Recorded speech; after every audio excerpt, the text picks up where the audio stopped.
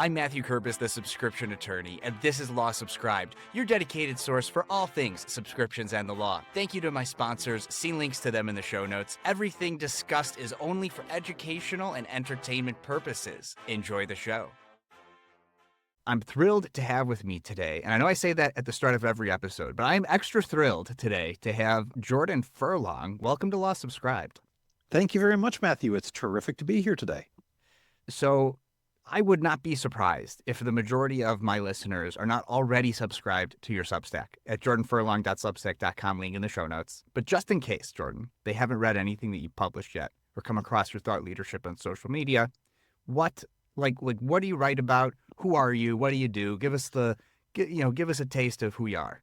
Yeah, awesome. Thank you. Well, I say that I'm a legal sector analyst, consultant, and author, which is the best way I can kind of put a wrapping around a really unusual line of work, which is that I write continuously and I speak continuously and constantly about change for the better in the legal services sector, in the legal marketplace, and just try to advise and suggest as many ways in which we can move forward as a profession, move forward as a sector, and really just engage in all kinds of conversations around that. So I've been doing this now off and on in various ways for a good 10, 15 years.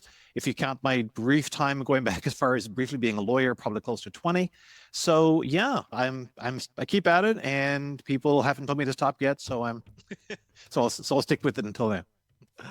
All right. Yeah, that's a good high level overview. And if the reason I said your Substack up front is because I kind of want for this episode for listeners to go on the Substack. Again, that's jordanfurlong.substack.com, because I'm going to be referencing a few articles there. And Jordan, I know that you could pull out I wrote an article on that in an instant. So I know you know your stuff backwards and forwards. So this is going to be good. But so for my listeners, if you just go in and you click on the search icon and you type in billable into the search, there's at least 10 articles that show up. And I don't know if the search results limited to only the top 10, but a lot of you've done a lot of writing on how the billable hour is really not adequate. You even recently wrote, well, I feel like you come up with a new article like at least once a week, but you wrote one that was called "There's No Such Thing as Non-Billable Hours." Mm-hmm. And that was really what made me want to, I've wanted to have you on the show for a long time, but that in particular, because when you're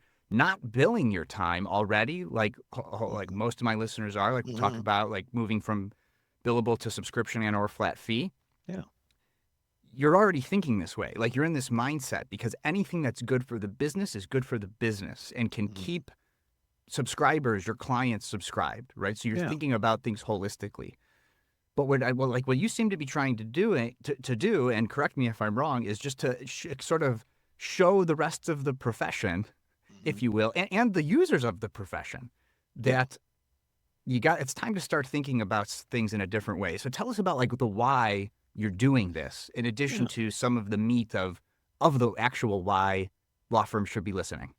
Well, yeah, and thanks. So the whole idea, that whole article about there's no such thing as a non-billable hour, it kind of came out of a conversation I was having. I was speaking at a law firm retreat down in the U.S. About a month or so ago, and having a conversation with the firm's business development director. We were kind of lamenting the straitjacketed approach that any number of lawyers and law firm leaders often have in this area.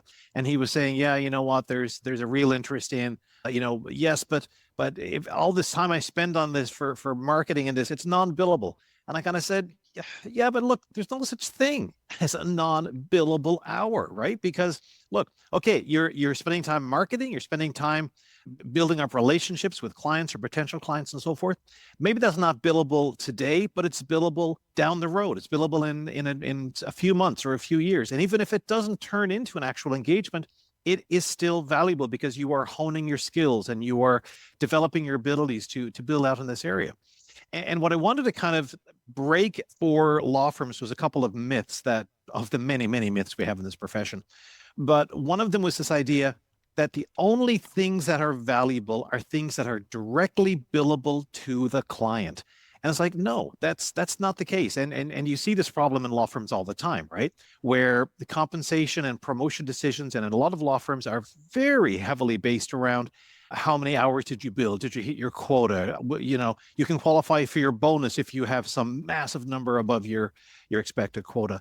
And it really develops this incredibly unhealthy perspective that says if it can't be billed directly to a client, it doesn't have value. And it's like, no, that's not reality. That's not how any functional law firm that I'm familiar with operates. So that was part of it. And the second was, and this is very much, I think, along the lines of the work that you're doing, also trying to break people of this idea that work should even be considered in that way, right? Mm-hmm. If you're doing work of value to your client, you're doing what you're supposed to do. That is the purpose of any professional fundamentally, but especially a lawyer. And so the way in which law firms, business models especially, have become obsessed with this idea of we must, I don't know if you remember the old short story, The Rocking Horse Winner, where, the little No, kids in the rock. And it has, in 100-something episodes, it hasn't been said on the podcast. So please tell us. It's this very old short story about a little boy who has it's a rocking horse in his playroom, and he keeps hearing his parents, because it's written in the 30s or the 40s, whatever, maybe I don't know exactly when.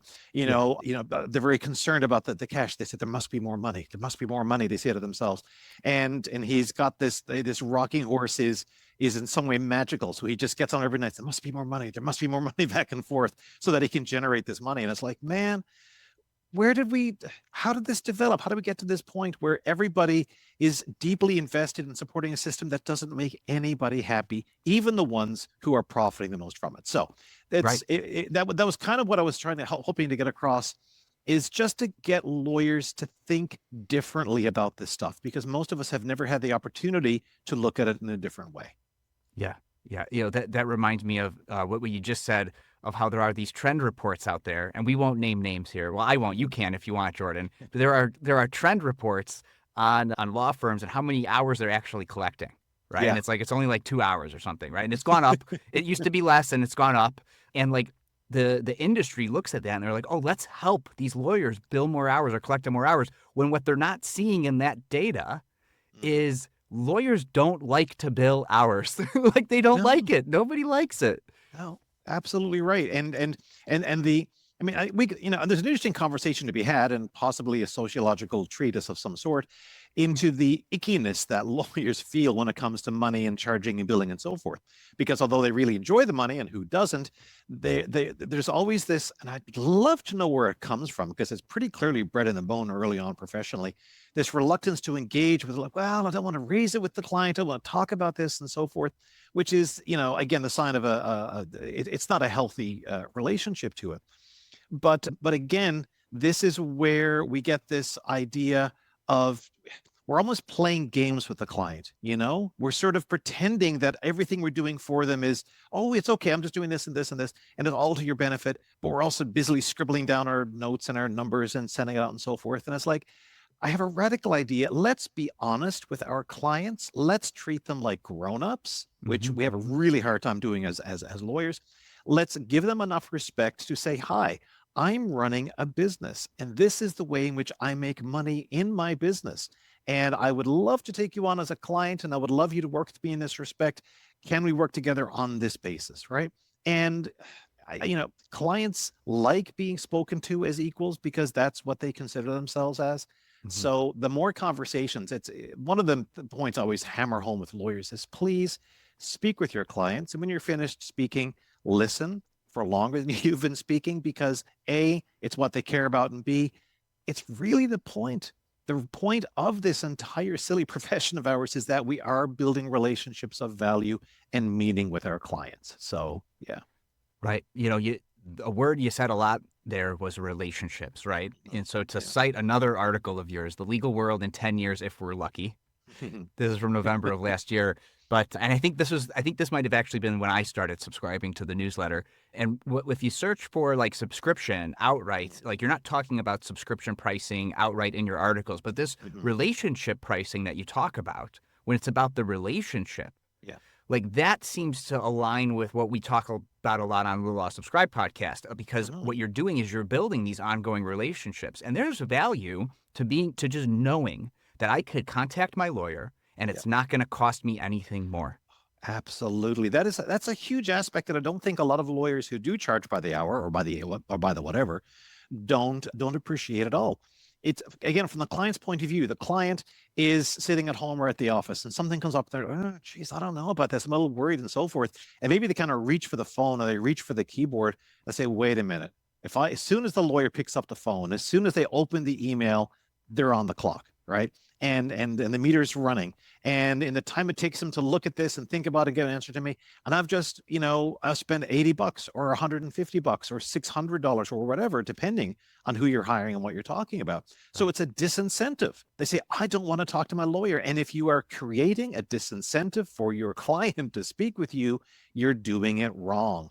So again, the advantage of the approach that you're taking and the approach that I talk about with relationship pricing is remove those barriers and and just tell the client, I'm going to do all these things for you. We're going to list them. We're going to make a little chart here. You can tick off the boxes. These are things I'm going to do for you on a regular basis. And I'm not going to charge you for the actual event, but I'm going to charge you per month or per quarter, whatever the system is, X number of dollars. Now, we're also going to make a separate list here to say, here's the things that are not covered in this, right? I'm not going to defend you from a billion-dollar class action suit as part of my monthly fee. That's fine, right? Which is, again, people will understand that. But the idea of the relationship, when you encourage people to speak with you more often, to rely on you, to turn to you to say, I could just use someone to bounce this idea off you. Just tell me, I'm worried about this. Should I be worried? Am I worrying about nothing? I'm lying awake at night. I said, yeah, let them talk. If in 5 minutes, you could give them peace of mind that is worth so much more than anything else. And it guarantees you they will re-up at the end of the month and the month after that, and on and on and on. And one of the reasons I like month-to-month subscriptions is it incentivizes you got to keep providing that value. Like you must, and when your clients have that flexibility, like think about you as a consumer. Like I could unsubscribe whenever I want. That makes me feel better about the relationship between the parties, right? No, absolutely. So I feel like there's got to be a story though behind that relationship pricing idea, or maybe like like what, and maybe in part of this you could talk a little bit about Law 21 and like the services that you do offer and like why you were even talking at the law firm, because I think we sort of skipped over that because I'm just so excited to talk about the future of law with you. So like talk a little bit about that, and maybe I don't know, like was there some experience that you had or helping out a law firm that like turned you into this or tuned you into the idea of relationship pricing? I think, okay, so I'll answer the second one first. The relationship pricing idea actually emerged from a series of articles I wrote several years ago at my blog. My blog at my current website, Law 21. I'm probably going to do some reno on that because it needs some work. But I was trying to get my head around how are we going to price, because I've, like any sensible person, I've been kicking the billable hour around for years. Yeah. But it's like, okay, so what else are you going to use, right? Because it's easy to say don't do it, but what's your response? Right. So talked a little bit about market pricing, and how do you kind of price according to the market? But I said the problem there is that we don't have a market for legal services the way that any other market operates. There is no transparency. There is extraordinary limitations on who can sell what in what jurisdictions, et cetera, et cetera. So you can't really count. It's almost like we have a monopoly on legal services. Funny, isn't it? Weird that you might kind of look at it that way. Oh my gosh, the other thing you can look up is regulatory on my Substack, because I'm always going after that. Yeah. So what I began, I really kind of like wrote my way through it to say, all right, so upon what basis can you realistically and practically and constructively price your work? And so I came down to something that it was another piece I'd written a little while ago, and I kind of pulled the two of them together because I'd written an article some years earlier called "What Do Lawyers Sell?" And I ran through all the stand up. Well, we sell our time, we sell our expertise, and we sell this and that, and so on and so forth. And I've never found any of those answers satisfactory. And what I finally said at the end was, what we sell? We sell peace of mind. Going back to what I mentioned earlier, right? That the client comes to us, gives us something, and they unburden themselves. And every lawyer here who has sat through an initial meeting with a client, that's the unburdening, the womp of everything, not just the legal problem, but the life circumstances or the business issues or the person who's making all this, and they just everything at you, right? And they are unburdened. And then the lawyer says, okay, got this, thank you. All right, I'm going to do A, B, C, and D, and we're going to get working on this. And what the lawyer is saying in a way is, I got this. Okay. Or maybe more accurately, we got this. You got it. You have an ally now. You have an advocate. You have someone who can help you along the way. And they always walk out, or they should walk out of the office feeling better than they did before. Now, Hmm. that's not to say that can be a permanent condition. I remember a friend of mine knew a family lawyer who used to end her every single initial consultation when the new client got up to leave, shake their hand, and she said, "I need you to know something. You are never going to like me more than you do right now." Right? Which is a tremendously great way to establish the relationship, that's especially in family law, right? But it's Yeah. also part of saying, I'm gonna give you real talk, and I'm gonna tell you what's actually going on, and so forth. So what I realized was, if peace of mind is what we're selling, that's a personal thing. That's a human thing, and it is based on the client's sense of reliance, the client's sense of trust and ease around you, and that is a relationship, and that has value in and of itself. I would go so far as to argue, and I think this is a very reasonable argument to make. If you were, and again, you can tell me what you think, because this is your line of work. If you were on a relationship pricing or subscription pricing thing with a client, and the client didn't ask you for anything all month, I think you've still earned that monthly payment, right? I think you have, because you have been a resource. You've been there. Like, I don't want to say like insurance, because I despise the insurance industry with fear of a thousand suns, but in the same kind of idea, right? There is value knowing that you've got someone there who's got your back that you can turn to if you need to. So that's really what kind of drove that thought forward. And Yeah, when and, we're and just to acknowledge, yes, I think that the answer is yes, with the small caveat that it depends on the practice area and the Mhm. amount being paid, right? Because unlike Yep. other industries, we do have our ethics to comply with, and what is Hmm. the fee reasonable, right? And as That's true. long as you could answer that question, yes, that's actually one of the reasons I target the latent legal market in my practice, and I start charging at only $20 a month, Mm-hmm. because absolutely, just being available is Yeah. worth to have a lawyer available is worth way more than $20 a month. Oh I yeah. think objectively, and any licensing body for attorneys would say that, right? So, now $1,000 a month, well, are they a small business owner? Well, Hmm. now maybe yes, if they Yeah. didn't contact you that month because they have, are they $1 million in gross revenue business? $1,000 a month is less than an employee, right? Hmm. So I think like context really matters, but Yeah. if in the right context and if the fee is reasonable, Hmm. absolutely just being available itself is a Yeah. subscriber benefit that could be worth the whole value of that monthly fee. I think so as well. And yeah, in practical terms, if I was in that situation and the phone didn't ring or not an email came in all month, maybe I've got a pre-existing relationship to say, I call up and say, you know what, been a quiet month for you, just knock 50% off the payment, whatever, right? If you wanted to, right? It's entire, but again, is it appropriate, as you say, to the relationship? And that's what really matters. Yeah, you can be magnanimous, right? Because one of the you talk about market pricing and look at the market.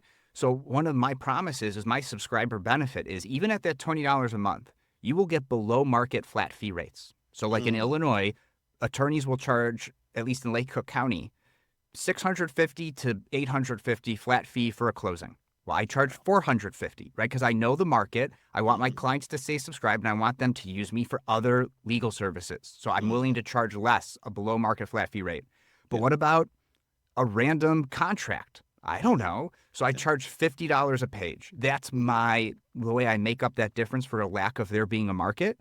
Mhm. And it's still a counting metric, which I don't like, but it's Mhm. easier to understand than the billable hour Yeah. because it's not some like, what were you doing? It's a page. This page, Mhm. it's $50 per page. And if a client that has been subscribed for a long time sends me a one-page contract because like they went to their dog groomer. I love talking about the dog groomer one because I never expected it. Like what other lawyer has helped advise on a one-page dog groomer contract? I have.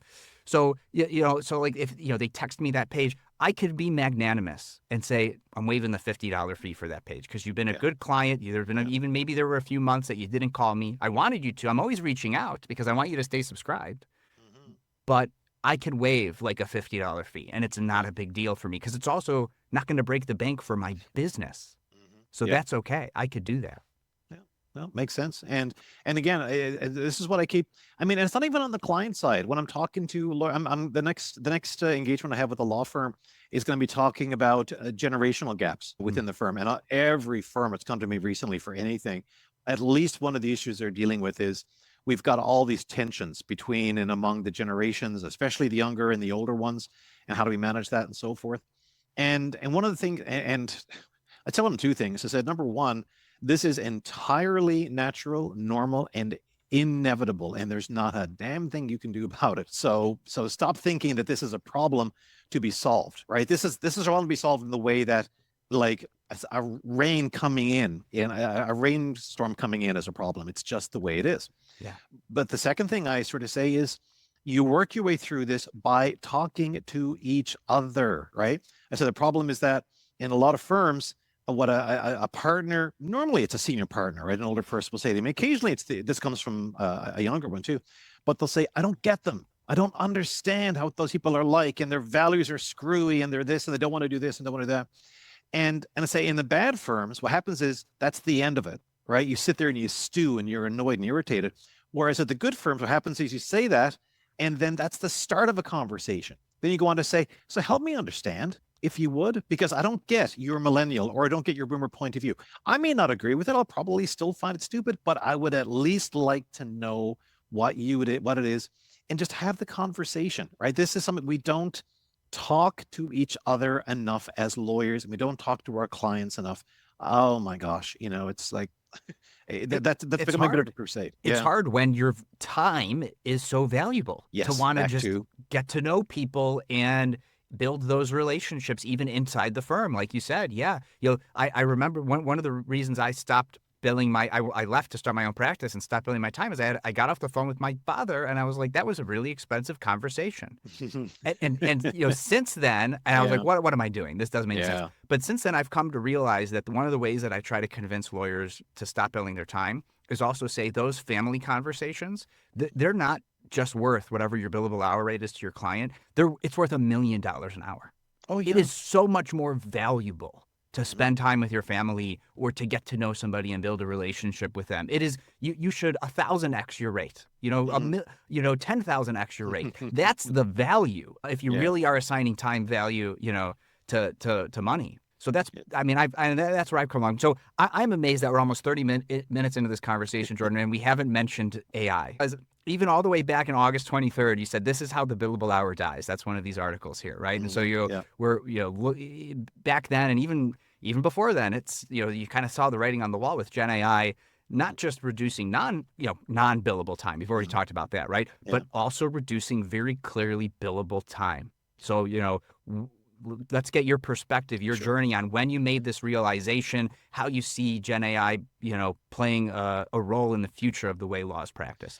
Well, I think I came to the realization, Matthew, about 4 days after GPT-4 came out, which is coincidentally the week that I started my Substack, not expecting that would be the case. Mm-hmm. And I read about it, and I looked it up, and I played with it a little bit, and I realized this is really going to change a tremendous amount. The way I put it in the article was that someone has gone and invented a words and language machine. And I said, and this is kind of going to be a challenge for us, because that's also a pretty good way to describe a lawyer in terms of a lot of the work that we do, right? So, and again, this is not an issue fundamentally around, people sort of say, I hear this all the time, will an AI replace lawyers, right? And what I'm increasingly inclined to say is, doing what precisely? What aspects of being a lawyer do you think it's going to replace? Because if you think it's going to replace your advisory role and your advocacy role and your whatever role, then no, of course it's not. But I tell you what, that is not most of what you, Mr. or Ms. Lawyer, spend your day doing. You're doing document review, document drafting and summarizing. You're doing legal research. You're doing contract analysis. You're doing all this kind of stuff. And that, yes, it is in fact going to replace you. It's doing it already. And in my Twitter feed is filled. I was going through today researching something else. My Twitter feed is filled with articles about law firms that have significantly reduced their billable hours, the number of hours they have to spend each year using AI, and they don't really have a problem with it, because what they're saying is, the smart ones are saying, but we can generate more value to our clients. But the reason why I said this is going to be fatal for the billable hour is so much of what we do as lawyers, and I do think this applies across the board to all kinds of practices, although it's probably more common in the larger to mid-sized firms, we do kind of busy work. We do a lot of this, tapping away, looking and reading and this and that and so forth. And we track and we build our times for this. I said generative AI is going to compress and accelerate, if not entirely replace a lot of that work. Now, I said the build hours of your average law firm are its inventory. That's what they sell. And I get them in front of law firms and I say, and I'll tell you that what you're selling is actually what your inventory is build hours, because when I get a bill from a law firm and I see the amount of money is not underneath the great things you did for me. The amount of money is underneath the amount of time you spent. So that is what you're selling. And this technology is going to shrink your inventory radically. So something that you would have been able to spend 100 hours on is now going to take you about 5. So if you intend to continue billing by the hour, either you have to multiply your billable rate by 20 times or you're going to lose money. So that is the reality. We have always, and I really think always is the correct term. We have always been very linear and sequential as lawyers. I'm going to do this and this and this, the next thing. One lawyer at one time serving one client on one job, whatever.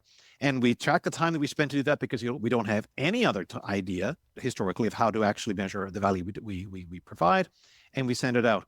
I said, so the billable hour is not going to die because, not Nixon like me get up on a soapbox and shake my finger at you. It's going to be because the economics are going to collapse. Right. That's fundamentally what it is. And that's just on pricing. Don't get me started on internal compensation, although, or do if you wish. Yes, Les, please. Because that's another article you have about how, stop giving our requirements to partners or something is like another article I saw come up. Yeah. Yeah. Well, again, there's so many. I often say to people, as much as the billable hour for pricing annoys me, and it does, I really hate it in its internal use within law firms for measuring the contribution of value that lawyers make. And I'm not saying lawyers for now, never mind everybody else, but just stick with the lawyers. Right. First of all, of course, with associates or income partners or whatever the names we have for these people now, just the loading up of all of these hours it is so detrimental to so many things about lawyer development and lawyer lifestyle and lawyer health and wellness. But it's also fundamentally a pretty stupid way to leverage, right? Most smart businesses leverage technology or they leverage processes. Leveraging people is something that was a clever idea in 1931. We have gone past that now, right? So it's all that bad enough for that.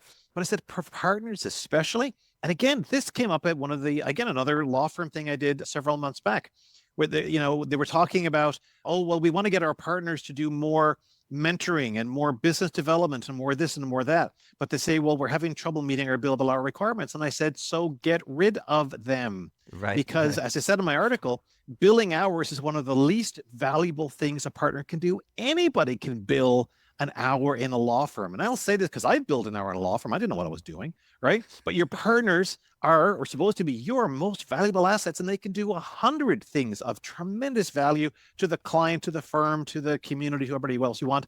And you're incentivizing them to, review documents and marketing. No, drop the quota altogether. And above all, I said, and I've been saying this for years, explain to me why it is that partners themselves maintain partner billing quotas. I said, I thought the whole point of becoming a partner was that you didn't have to do this stuff anymore, right? This is what you graduated for, right? So anyway, there's so many little pathologies in the way law firms work, but at least we're talking about them now. Yeah, and I'm gonna pull on that thread of you used to have to bill your time at firms. We're gonna come back to that, but related to like the whole partners having to bill time, and that's the way you work yourself up and all that. A conversation I will often have on the podcast is about how, in particular, the large firms, the traditional law model has not done a great job with retention of women and attorneys of color and women attorneys of color, right? And so, what you just described, I think, is part of the problem there. And most of my guests on my podcast who have ditched the billable hour and started their own innovative practice are a woman attorney of color, or woman attorney of color, right? So they're leaving big law and they're going out there and doing something innovative. So, what have you seen? Have you seen any of that? Are you having those conversations with firms as well about how do we do better retention? Well, have you thought about the billable hour as kind of being a reason why maybe you're not able to retain these attorneys? It is among the things we talk about now. Okay, with the terms, because yes, law firm, women and men enter the legal profession at a roughly 50-50 rate coming out of law school. However, men constitute around 66-68% of all lawyers, and at least in the US, and we have very similar numbers here in Canada, white people are at least 80%, probably higher. And when you combine all those combinations, if you to be white and male, you're 85% of all the partners in your average big law firm are white and male, right? Which is obviously vastly disproportionate to the population and to and just not just to the general population, but the population of legal talent that law schools are giving us. So why is that? Short answer, law firms are incredibly racist and sexist, and that is an entirely separate conversation that we can have. But especially around women, and this is the kind of the point that I'm sort of make, law firms, and this is like literally just out of the most recent article, law firms were built by and for, designed by and for white men of a certain generation at a certain age, right? The model that we know today is you can choose. The actual model we have now, the particularly pathological one, dates from about the mid-1980s. But you can go back as far as the first clever fellow who decided that he would bill his time by hour on an hourly basis. You could go back even 100 years if you were so inclined. And it's a different world. It's absolutely a different world. And expectations around, if you were a working man, then all you did was work. You didn't have family time. You didn't play with your kids when they came home, right? No, your job was to bring home the bacon and be the breadwinner, and other food-related metaphors, which are very strange when you stop and think about it. And it's still the case today. So one of the reasons why women are constantly pushed out of law firms, that the firm says, well, I don't know, if you can't bill 2,000 hours a year, I don't know what to tell you. Bob can do it. Frank can do it. Why can't you do it? It's like, well, maybe because in our society, women have disproportionate responsibility for home care and for childcare and for running the world that we all live in and making it possible for Bob and Frank to go and spend 2,000-3,000 hours a year. But the law firm business model doesn't care about that. And I am increasingly of the opinion that's not a bug, that's a feature. So yes, kudos to every person you've described who said, that ain't for me, thank you, kiss my dust. Yeah. And I mean, I agree with everything you just said. And I do think that if you shift the business model of law, that does become, less of a thing, right? I'm not saying like getting rid of the billable hour is going to get rid of the racism and the sexism. That's not gonna solve that problem. But it allows for incentivizing efficiencies that the women, whether and we could disagree about whether it's a good thing or it's right that they have those societal pressures. I think we could say maybe it's not right that they have those societal pressures, but the reality is they do. And if they could be more efficient in their work and still provide incredible value to clients, and they're not quote unquote billing 2,000 hours a year, whatever that means, I think that you would see increased retention, in particular among the women population of lawyers at these large law firms. I think you absolutely would. And I think maybe more importantly, we would all be able to take a step back and say, wait a minute, when did efficiency become a bad idea? Right? When like I have two lawyers, Bob takes 2,000 hours to get all of his stuff done. Jane takes 1,200 hours and gets the same amount of work done. Who do you think the client's going to like better? Who do you think has delivered more value to the client? Right? This, I wrote a piece a while back saying, you know what? Maybe the problem isn't that, women are leaving law firms at unusual rates. Maybe they're leaving law firms at perfectly rational, sensible rates because they know what a toxic environment it is. We should be asking, why are men hanging around and wasting their lives in these ridiculous operations? But those are not sentiments I normally start my law firm retreats off with. I save those for articles and for podcasts. So Right. I mean, it's good to talk about it, at least let it stew for the longtime listeners. Hopefully this episode gets shared around. What about, though, the longevity of firms? I mean, you mentioned in your most recent article, I see Hush Blackwell, and I just recently learned how they have just stopped billing time. Wow. That is, I was at Legal Geek in Chicago, and one of their people were there, and I was asking about it. They're like, "Oh yeah, we just stopped. We just stopped billing time." And it's like, so if and they're thinking the link and like virtual practice, like they're really thinking about the future. So that firm I could see surviving what I'm about to say.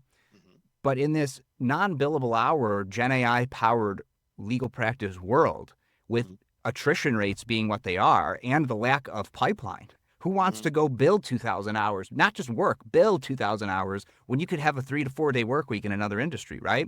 Mm-hmm. How do we solve? I think the big law model, if it doesn't adapt like what Hush Blackwell is doing, it will collapse. Oh yeah. Do you foresee the same thing?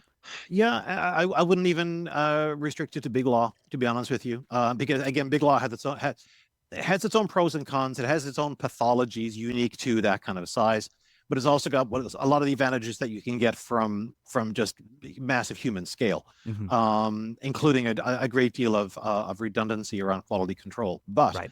But the larger this larger idea that law firms of all kinds, and I worked just again a couple months ago with a 25 lawyer firm here in Ottawa, and the model is the same. The targets are the same, the incentives are and the same. The culture is fundamentally the same.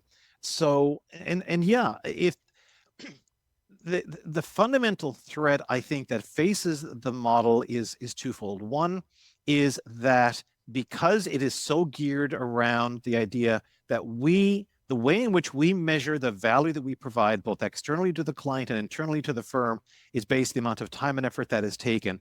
Now that we are firmly ensconced in an era in which technology-driven efficiency is, again, massively compressing time and effort, because that is the foundation, and again, not just of the pricing, not just of the compensation, but of the advancement of the culture of who are the most admired lawyers in a lot of law firms. It's the ones who are like cranking out the insane amounts of money and bringing this same amounts of work. So it is so, again, deeply bred in the bone that it's very, very difficult for people to envision beyond that. I talk to lawyers in these firms, and I describe to them just what I've said to you: Gen AI and compression of hours, inventory collapse.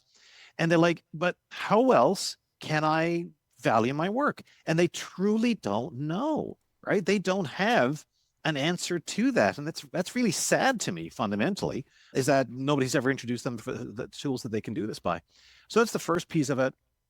But the second piece of it, I think, which again is the other threat, is that these are businesses fundamentally that are far too, number one, they're too focused internally rather than externally. They spend way too much time and effort and involved in the internal matters. And the way that I always do this, again, I'll get up in front of a large group of law firms, and I'll say, I have every single law firm I've ever dealt with they track down to the last second, or at least, sorry, exaggeration, down to the last hour, every bit of time that lawyer spent doing stuff, and down to the last dollar, literally every amount of money that was actually billed, collected, rationalized, and they'll track it, and they'll do originations and sourcing and so forth. And they have a fleet of materials for this.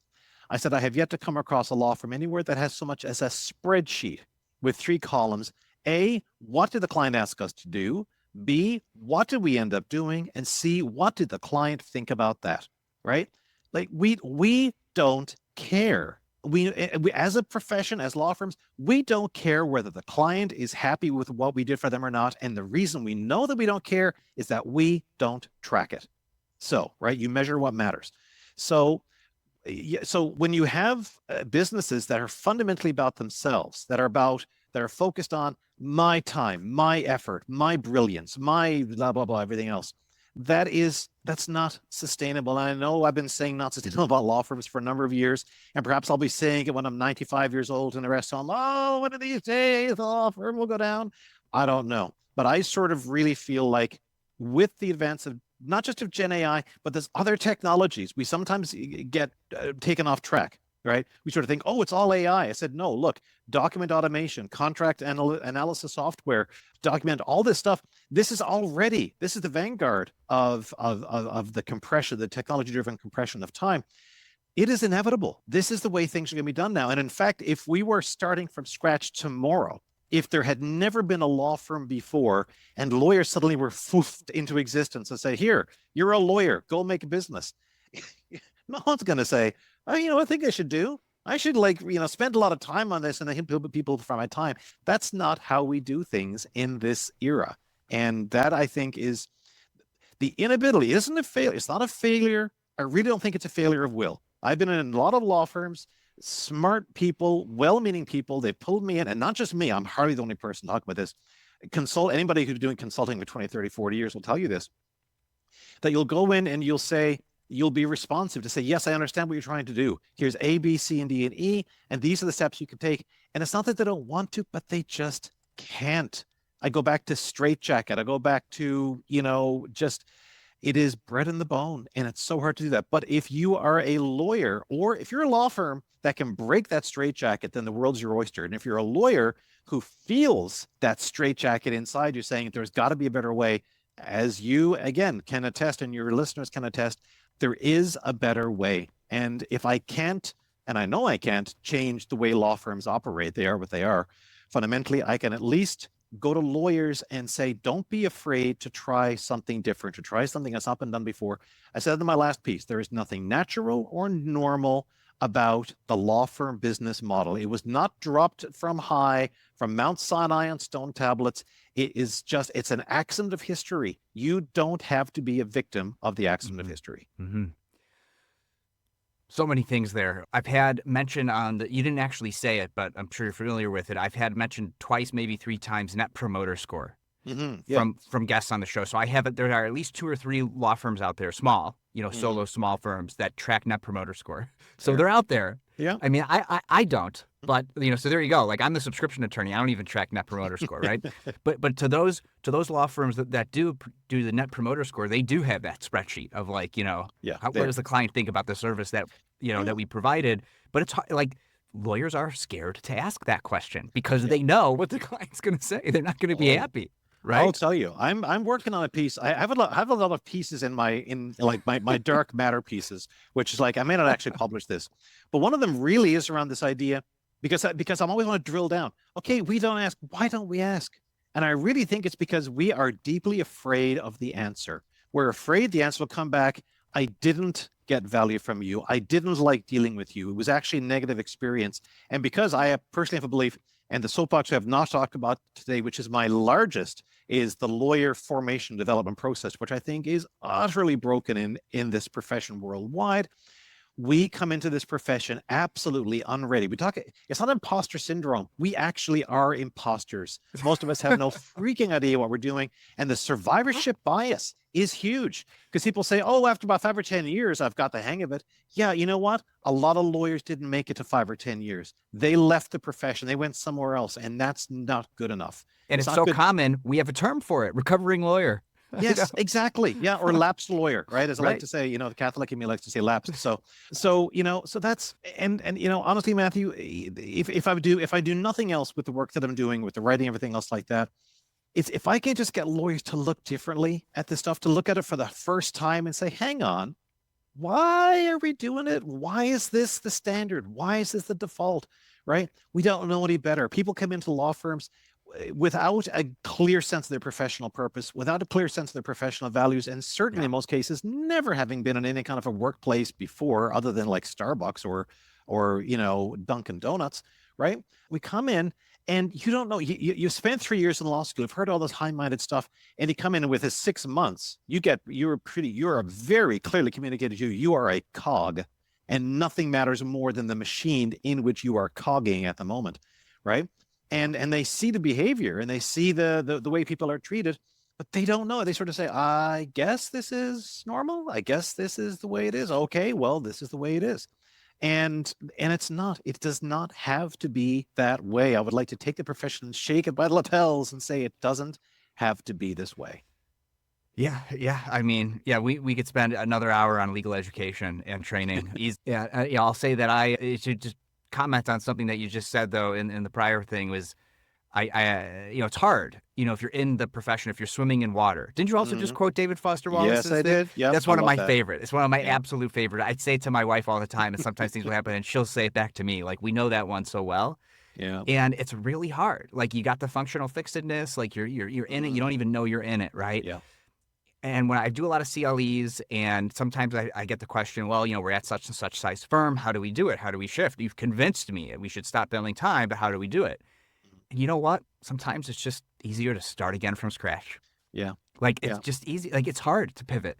Like, another example I like to give is American Express, right? And this Mm. was like way before my time, but American Express used to be traveler's checks. Yeah, I They remember. cannibalized their own business to move into credit cards. Like, Yeah. that's hard to do. That is incredibly hard to do. They Hmm. did it. So it can be done at a large company at scale. Yeah. And so you just have to like look at other examples of that. And then I think that that's sort of the way that you could do it. But it's like basically like spin up a new entity and Hmm. like you got to start from scratch is the easiest recommendation I could give. Yeah, and I think, and if a new lawyer who starts a practice today, billing by the hour, it's like, no, come on, you're starting, you're getting off on the wrong foot. Like educate yourself beforehand. There's so much material out there now, so many guides, so much guidance available for setting up a practice which is not based around time in any way. And oftentimes, again, literally a lawyer said to me one time, well, how do you know how much you should charge for something? I said, how much? I said, how much? Why is your billable rate what it is? Right? I don't know. I guess it's what people have my year of call charge. So that's arbitrary. That's pulled out of a hat, right? Yeah. We're all making this up as we go along. Oh, yeah. Fundamentally, we charge something. And if it doesn't, and if it turns out you got your clock cleaned because you undercharged, okay, lesson learned. Next time, charge more. If you charge something the client flees, it's like, okay, I guess that was too high.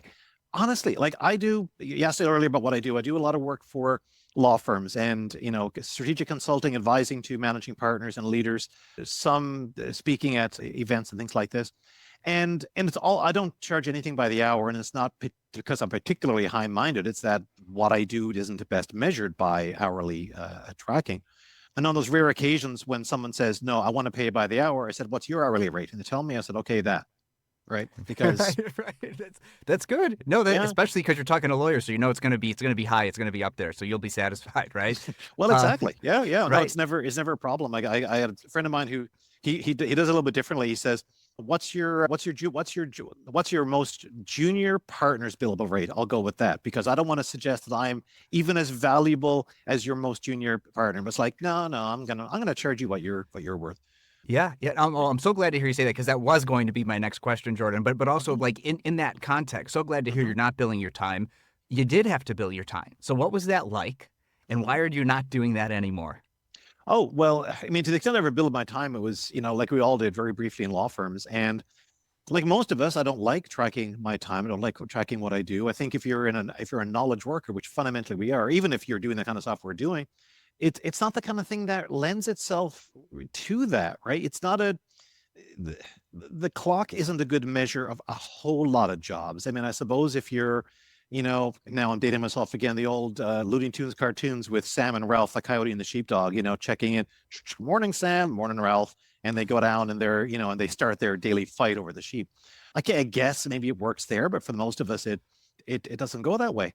But I found that for the work that I was doing, I said, okay, it doesn't make any sense for me to try to do this by the hour because a whole bunch of reasons, but fundamentally, Yeah. the value that I was providing, I would either end up in a lot of cases underselling myself, in other cases overselling myself. So I said, okay, I need to come up with a fixed fee.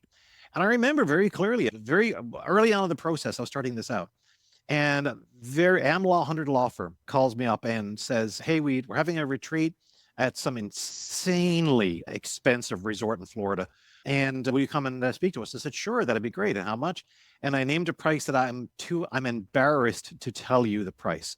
And they said, oh, okay, yeah, we can afford that. I'm like, oh, that's not a good sign. When they're thrilled to hear your amount, then it's pretty good. Right. Add a Right. zero next time, right? Basically. Yeah, exactly. Right. And that was it was kind of embarrassing. It's like, oh man, I swung and missed on that. I absolutely but you know what? But the next time out, I just charged more. And I would just kind of yeah, because sometimes you don't know. For what I do, there are no comps for what I do anyway. So I couldn't Right. really go to somebody else and say, what do you charge? But honestly, it got to a point of saying, what will the market bear and what feels fair to me? Where do I feel like I'm paying? And it isn't just a matter of keep cranking it up, because I remember the time I cranked it up one too high, even to a large law firm, and they were like, okay, we're going to go a different direction on this. I said, yep, okay, I found the ceiling, just banged my head off it. Yeah. Yeah. Right. But so there is trial and error. But here's the reason why I think lawyers, among the other reasons why lawyers resist it, it's the error part. it's like I did it and I failed at it and I messed it up and so forth. And we're just so, oh my gosh, I screwed up. And we're so hard on ourselves. One of the many reasons we have such toxic health situations as lawyers. But we're afraid of failure. We're afraid of looking bad. We're afraid of being told we don't know what we're doing, because that's the heart of our insecurity. And you just have to overcome that to say, I'll try it. And if it doesn't work, fine. No one's going to die. If I underprice my work, no one's going to be carried out of here in an ambulance. And the same thing if I overprice it, right? So in these last 5 minutes here, I can't help myself but insert myself into your business model a little bit, Jordan. And that is, are you offering like an ongoing retainer or subscription at all into what you're doing, the services you're offering? I am, and it's actually something I'm developing right now in terms of a new stream, which is an advisory service for law firm leaders. And the way it kind of started out was same kind of thing, right? To say, I'll charge a person. The person says, "This is what I charge. Great, we'll charge for that. And I'll track my hours and I'll do it." I'm not comfortable with it at all, right? I basically do it because the people there are more comfortable with it as well. Right. And so what I'm probably going to do is exactly what you've just described. To say, all right, it's going to be part of the website relaunch in hopefully the new year. But where I come up with a series of, these are specific things that I do, and I'm going to be, to the extent possible, putting the prices on the website, because I think transparency is really important too. And I'll say, for instance, you and I are going to meet online for 90 minutes once a quarter. And beforehand, I'm going to prepare a list of topics for us to discuss. And afterwards, I'm going to do some follow-ups. I'm going to find some materials. You're going to ask me to do a bunch of things and so forth. And it'll cost you this much per month. And I'm reasonably certain that's going to get a good reception, a good response. I know for a fact, of all the work that I do right now, I love that more than anything else. The straight advisory work, to say, let me help you with your burdens and your opportunities and responsibilities and visions as a leader of this operation. It doesn't have to be a law firm. And I get a huge charge out of that. I feel like I'm giving a lot of value.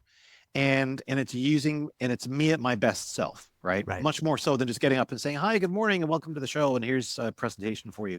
So yeah, so it really will be fundamentally a subscription-based operation. So we'll see how it goes. And there are different ways you could take this too, but in particular for the law firms that you're already doing keynotes at anyway, it could be after 1 year, every year of subscriptions, you get a keynote thrown in. Exactly. Or as long as you're a subscriber, and you haven't hit that year, 20% discount on a keynote, right? As long as you're a subscriber. Like you plus, you value add, you throw in some freebies. You want them to stay subscribed for the whole year. So after a year, they get a keynote presentation that's valued at X on the website. That's a pretty great reason to stay subscribed. You get the annual recurring revenue, and they get the extra keynote, and you both feel like you won. I mean, the subscription model, obviously I do. I literally talk about it all day. Well, yeah. And there's so many ways and you can ratchet up. Sort of say, the basic level is just this, but then there's the premium where you get that kind of a deal. And maybe at the platinum, gold level of platinum, I'm writing a quarterly strategic report for the legal industry, and you get exclusive access, et cetera, et cetera, et cetera. So there's all sorts of ways in which you can develop it. But again, it's around what's my best use? What's my highest value? Where can I deliver the most bang for everybody's buck and gravitate towards that? And you're already on Substack, and I know because I use Substack to publish as well, that you could have subscriber-only content on there that you only get access to if you are a member. And I'm pretty sure you don't even have to charge through Substack. You could just let people in. You could let freebie. They could pay separate. I mean, Substack doesn't want you to do that. It might be against the terms of service. I don't know. But you could do a private podcast that's only for the platinum level subscribers or whatever, right? Or maybe that's a low level offering. But anyway, or it could be. Yeah, we could talk about this all day, and I'm happy to again if you want to, Jordan. But final question for you, the fun one, and that is a hot dog a sandwich, and why? Is a hot dog a sandwich, and why? I have never thought about that before. I'll give you my answer now, straight now. No. And why isn't it a sandwich? Because you had to ask me the question. Oh, interesting. Gosh, that's really close to it depends, though. Like I feel like it's you think if you'd said to me is a Reuben sandwich a sandwich, I'd say yeah, because it's called a sandwich. Yeah, it's called a hot dog. It's not called a hot dog sandwich, therefore it's not a sandwich. That's interesting because I had to ask the question. I'll tell you what. It's not a super detailed explanation, but it's also a first in over 100 times I've asked the question, so I'll accept it. But I will tell you this quick story that I have video evidence of. Yeah. Took my 3.5-year-old daughter to a concert thing where there was a food truck, and I got a hot dog and fries. Yeah. And this might be like the second or third time she's ever seen a hot dog. And so I said, she's like, Daddy, what are you eating? I'm eating a hot dog. So, she goes, she plays around, she comes back, my hot dog's gone. She goes, Daddy, did you eat your sandwich? Because she forgot the word for hot dog, but she knew the word for sandwich. So I'm just saying that in the mind of a 3.5-year-old that doesn't have the word for hot dog, look, and just putting that out there into the ether. Yeah, no, it's a good thing to have in the ether. No, it's a good way to test it. But no, I'm a great believer in there's a lot of meaning behind what we call things. There's a very old story about Abraham Lincoln being asked one time, Mr. President, if you called a dog's tail a leg, how many legs would it have? And he said 4. Calling it a leg doesn't make it one. Yeah. So. Yeah. Substance over form, which lawyers should appreciate. Interesting. I like that. If people wanted to follow up, reach out. We mentioned the Substack one more time, jordanfurlong.substack.com. Where else, if people wanted to reach out to you, how could they best do that? I'm still on Twitter, which I continue to call Twitter with increasing misgivings, but I'm still there, Jordan_Law21. Probably going to expand my presence at Blue Sky a little bit and doing a lot of work on LinkedIn these days because that seems to be the last remaining non-psychotic social media platform left. So you can find me there as well. So not many Jordan Furlongs out there, so I'm fairly easy to find. Great. We'll stick around for 30 seconds, but we'll sign off one more time. Jordan Furlong, thanks again so much for coming on the show. Thank you, Matthew. And that's a wrap. Thanks for tuning in. Make someone's day by sharing this episode with them. The best way to get in touch is to follow and message me on LinkedIn. To get extra content, subscribe to the newsletter at www.lawsubscribe.com, where you can also become a paid subscriber to get episodes and content early. Until next time, this is Matthew Kurbis with Law Subscribed.